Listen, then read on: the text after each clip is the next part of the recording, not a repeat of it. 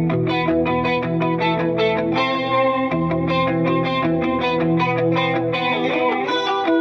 tour du monde des confinés. Nous poursuivrons cette série consacrée aux départements et territoires d'outre-mer. Après Mayotte, aujourd'hui, direction la mer de Corail et l'océan Pacifique en compagnie de Carla Bussero-Lanzy. Aujourd'hui, c'est sous le soleil de la Nouvelle-Calédonie que je vous emmène. Ce territoire français d'outre-mer a été le premier à être déconfiné. Seuls 2 cas ont été recensés à Nouméa par des touristes qui étaient venus passer un voyage de noces sur l'île. Nous allons rejoindre Myriam, jeune calédonienne, qui a longtemps étudié en métropole et qui aujourd'hui travaille pour la Fédération de football calédonienne. Elle nous raconte comment elle a vécu ce confinement sur l'île.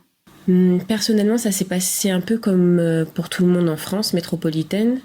Je suis restée confinée dans mon appartement et quand je devais sortir, il fallait que je sois aussi munie d'une attestation. Sinon, j'allais écoper d'une amende. La grosse différence que je pourrais noter au niveau des amendes, c'est que le coût ici est largement supérieur à celui que j'avais pu voir en France. Par exemple, la première amende, c'était 89 000 francs. Ça équivaut à peu près à 740 € pour la première infraction. Et ça allait jusqu'à environ, pour une récidive, c'était 447 000 francs. Soit 3 000 € à peu près. Bref, c'est pas le même niveau du coup. Ensuite, perso, j'étais en télétravail, ce qui m'a permis de pas prendre...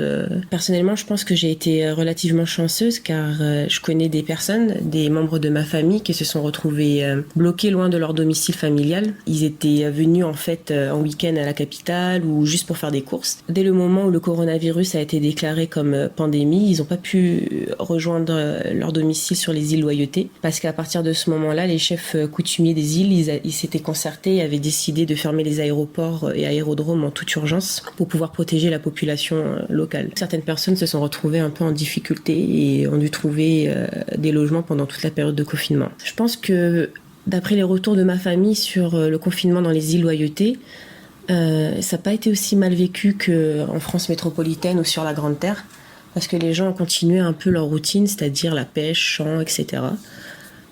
Tout en respectant plus ou moins les gestes barrières, je pense. Le seul bémol, je pense, sur les îles Loyauté, ça a été la fermeture de la vente d'alcool, et ça dès le début du confinement. C'était une décision prise par les autorités coutumières et locales. Comment se déroule le déconfinement ? Quelles mesures sont mises en place ? Alors ici, le déconfinement, ça a commencé avec une première semaine reprise du travail pour les personnes travaillant dans des entreprises de moins de 10 employés. Du coup, ça a été mon cas. Ensuite, la seconde semaine, il y a eu la réouverture des écoles, mais avec seulement une moitié de l'effectif par classe qui était autorisé à se présenter. Et concrètement, pour à peu près toutes les entreprises et tous les commerces, il y a eu la mise en place des gestes barrières à respecter. Il fallait que tout le monde soit équipé de gel, de masques et il était exigé que les clients respectent une distance de 2 mètres de sécurité. Est-ce que cela remet en cause le déroulement du référendum ? Alors, ce que j'ai pu remarquer personnellement quand le coronavirus a été déclaré comme pandémie, c'est particulièrement la prise de parole et d'action des autorités coutumières locales. Par exemple, à Lifou, sur mon île, et le chef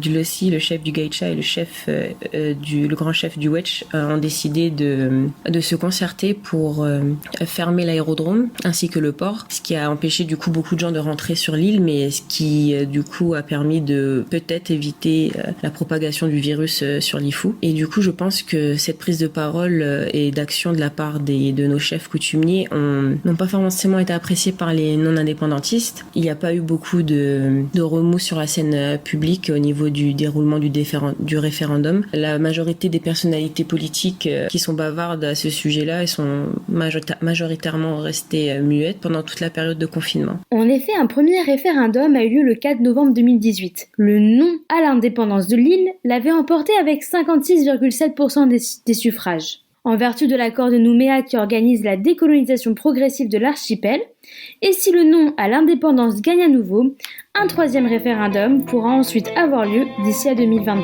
C'est donc une affaire à suivre. C'était le tour du monde des confinés, la suite de nos escapades dans les départements et territoires d'outre-mer, demain avec Saint-Pierre et Miquelon.